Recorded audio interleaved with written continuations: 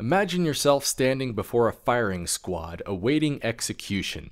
As an officer gives the commands to ready and then to aim, a squad of highly trained riflemen point their weapons squarely on your chest. A moment of silent anticipation passes before you finally hear the enthusiastic shout to fire. You shut your eyes and turn your head, just as a deafening roar of gunfire explodes before you. Yet, to your astonishment, you feel no impact and no pain. In fact, once the smoke clears, you even look down to see that you're completely unscathed. What do you make of this? Naturally, there are several possible explanations. For example, maybe someone happened to make the mistake of switching all the regular bullets with blanks. Granted, it's not a very likely scenario, but it would certainly explain the fact that you're still breathing. It also has the advantage of being testable, since, in principle, you could examine the ammunition for yourself and check for consistency. Now let's suppose you do check the ammo and, sure enough, it's real. What's next? Well, maybe your assumption of highly trained marksmen is completely wrong, and really they're a bunch of incompetent boobs who've never fired a weapon in their lives. Again, not very likely, but it does have explanatory power with the potential for testable predictions.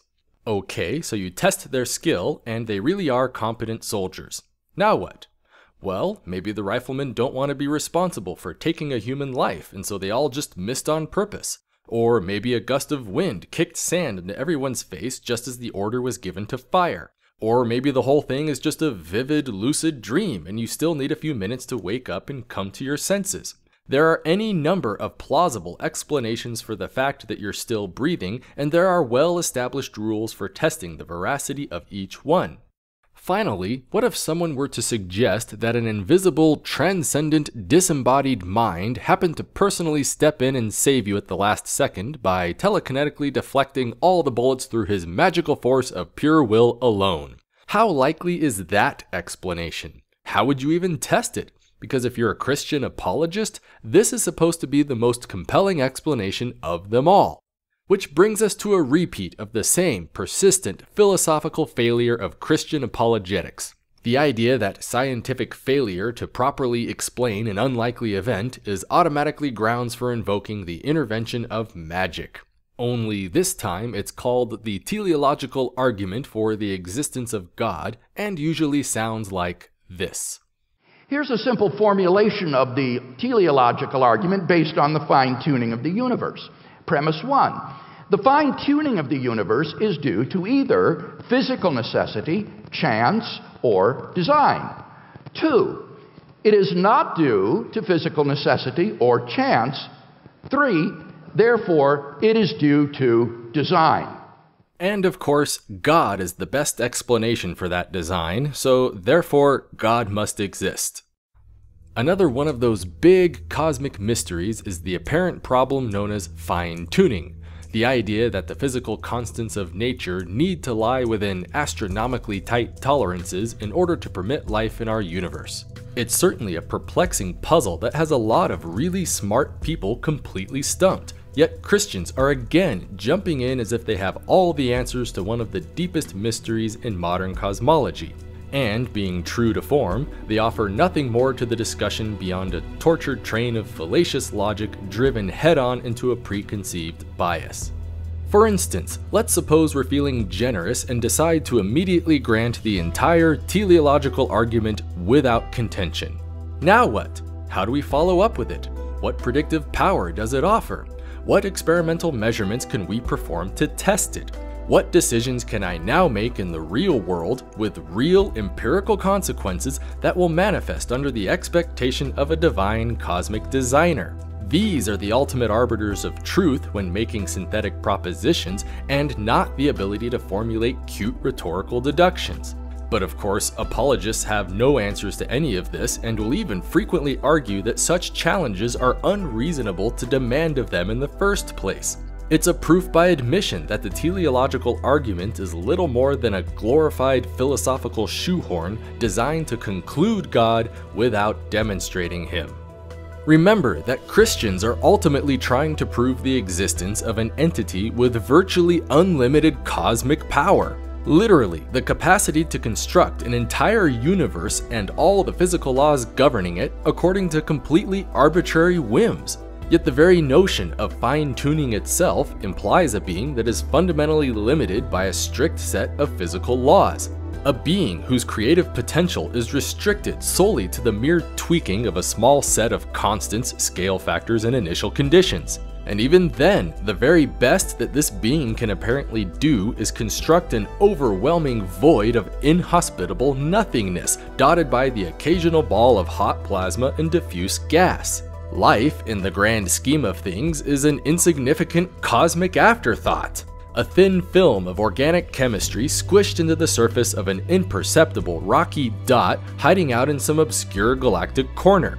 The very idea of a deliberately engineered universe is patently absurd when less than 1 part in 10 to the 50th of the end product is actually capable of supporting the very thing it was allegedly designed for in the first place. It would be like a multi-billion-dollar oil refinery that produces millions of tons of waste every day, but only 1 functional molecule of gasoline per millennium. The argument itself is an argument for an embarrassingly weak and incompetent deity. It's important to understand that whenever physicists talk about cosmic fine-tuning, it doesn't just mean for life specifically, but virtually everything else in the entire known universe. One slight tweak in the right fundamental constant, and it's not just life that vanishes, but also stars, galaxies, planets, and even sometimes stable atomic nuclei. The very phrase, finely tuned for life, could just as easily be replaced with the phrase, finely tuned for black holes, and the entire premise of the teleological argument would still be perfectly valid. In fact, more so, because the universe definitely spends way more time and energy constructing black holes than it does creating actual life. Even worse for apologists is the uncomfortable fact that, piece by piece, the entire fine-tuning premise itself keeps getting proven wrong. For example, the electroweak scale used to represent a classic case of apparent fine-tuning, since slight deviations in its current value would abruptly halt the fusion of heavy elements in stars. However, this premise also relies on the assumption that the electroweak scale is the only parameter that one is allowed to adjust at a given time. If other parameters are allowed to vary simultaneously, then it's actually possible to theoretically demonstrate a whole slew of perfectly functional universes in the total absence of a weak nuclear force. Notice how we still have yet to even look at a proper premise of the argument itself, and already the whole thing is hopelessly wrong before it even begins. But let's be good logicians and examine the train of thought anyway, just to see how much of a wreck it really is. And, sure enough, with the very first premise, we see a classic logical fallacy known as the false trichotomy, a blanket assertion that fine-tuning can only be viably explained by one of 3 exclusive philosophical options. Starting with physical necessity, we have the idea that the universal constants are all the product of some kind of mathematical quirk, like the area of a triangle or the value of pi. For example, Coulomb's law has this strange factor of 2 contained within the exponent of its reciprocal term. Change this to a factor of, say, 3 or 1.5, and all of a sudden atoms themselves have a really hard time staying together. However, we also know for a fact that this little factor of 2 is nothing more than an expression of how surface area over a spherical shell is exactly proportional to the square of its radius. The so-called fine-tuning is really nothing of the sort, because basic Euclidean geometry doesn't allow for anything else. Next, we have chance, which is the notion that the universal constants are little more than random variables distributed uniformly across some arbitrary interval. Then, in an apparent game of cosmic blind darts, our universe just so happened to pick out the one set of life-permitting constants by pure dumb luck alone. It's actually not as crazy as it sounds, given that nature does this sort of thing all the time. For example, consider Earth's fortunate orbit within the narrow habitation zone of our Sun. A little too close and life dies out as the heat eventually boils off all liquid water into the atmosphere. A little too far and life abruptly freezes solid due to the withering cold. But so what? There's 300 billion stars in our galaxy alone. With odds like that, it should really come as no surprise at all if there turned out to be millions upon millions of planets landing well within their respective habitable zones. Again, the so-called fine-tuning is really just an expression of sheer probability acting over large numbers. Finally, our last option is design, meaning that an unembodied mind beyond space and time used his transdimensional God magic to specify all of our universal constants directly into the Big Bang singularity. Why would he do that? Who the hell knows, but apparently it has something to do with a need for hot balls of glowing hydrogen to undergo stable nuclear fusion in their cores, thereby forging heavy atomic elements in their death throes and scattering the remains back out into space. To what end, you may ask? Because obviously he then needed a tiny fraction of those heavy elements to coalesce back into a minuscule rocky planet capable of facilitating the self-replication of carbon-based molecules, which, after billions of years of inherited allele variations and the occasional mass extinction event, would finally produce bipedal apes with an ultimate capacity for interdependent social dynamics and personal spiritual devotion.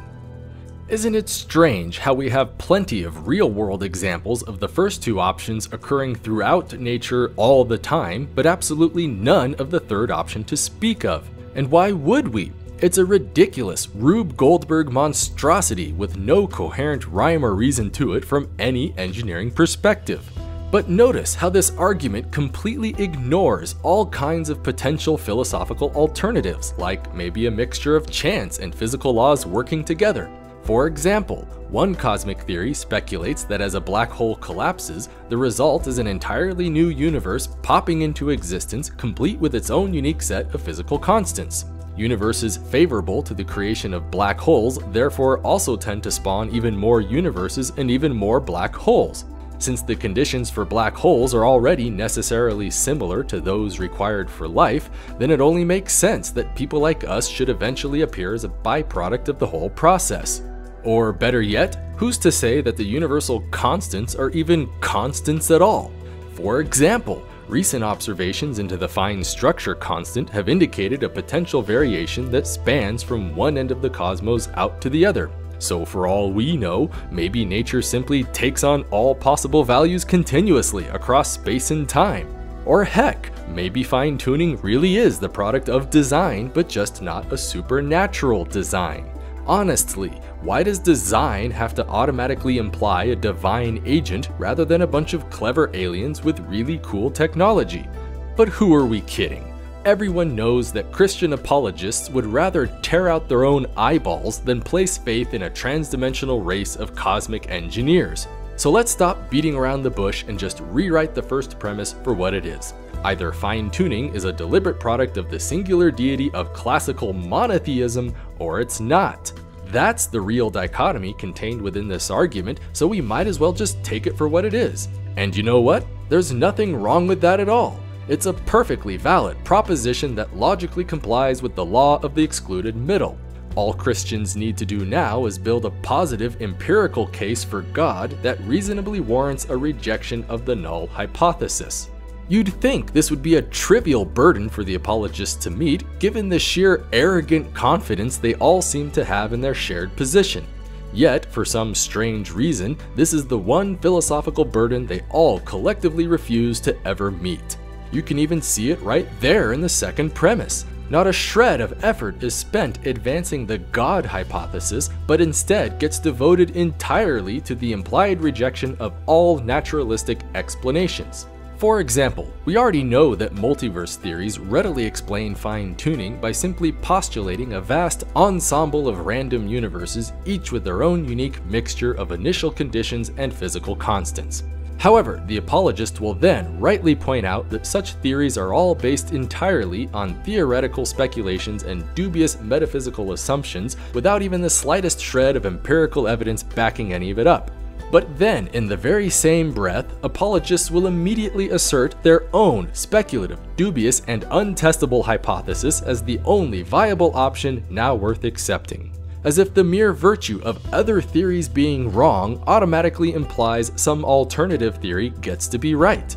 It's like being on trial for murder, and the only evidence the prosecution can offer for your guilt is the mere fact that other people did not actually commit the crime.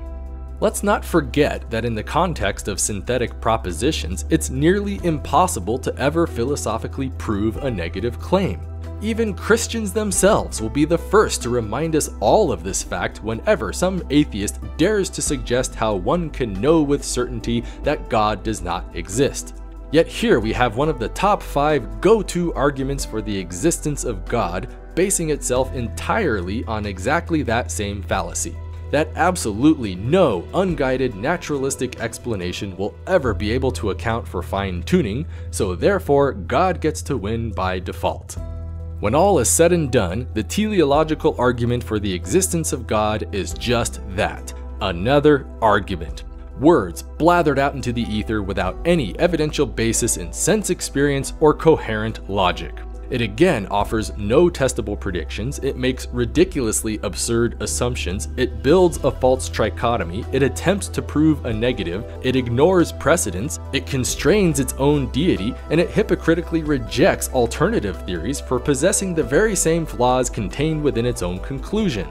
The only reason people find it compelling in the first place is because it utilizes the exact same tools of psychological manipulation that we saw earlier with Kalam. Simply begin by exposing the subject to a deep cosmic mystery, thereby arousing a high sense of need for cognitive closure. This, in turn, makes the subject susceptible to primacy effects, which are then easily satisfied by blanket appeals to agenticity. Once the subject has been indoctrinated with the desired belief, confirmatory observations are then piled on in abundant layers, while any potential falsification via testable empirical predictions is patently rejected out of hand. It's a textbook snake oil formula statistically guaranteed to engineer conformity with a foregone conclusion.